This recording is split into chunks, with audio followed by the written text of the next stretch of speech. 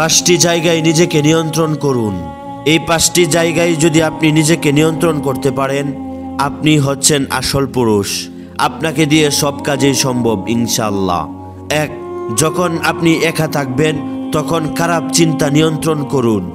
অনেক খারাপ চিন্তা আপনার মাথার মধ্যে ঘুরপাক খাবে। ওই সমস্ত চিন্তা আপনার মাথা থেকে জোরে ফেলে দেন এবং নিজেকে নিয়ন্ত্রণ করুন। 2, যখন আপনার সবকিছুই থাকবে তখন আপনার অহংকার নিয়ন্ত্রণ করুন। হঠাৎ করে টাকা পয়সা ধন সম্পদ হয়ে গেলে কখনো অহংকার করবেন না।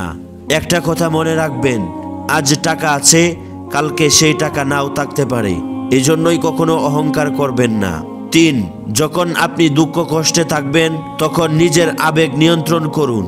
4, যখন আপনি বন্ধুদের সাথে থাকবেন তখন আপনার জিহ্বা নিয়ন্ত্রণ করুন। কারো নামে গীবত করা থেকে নিজেকে বিরত রাখুন।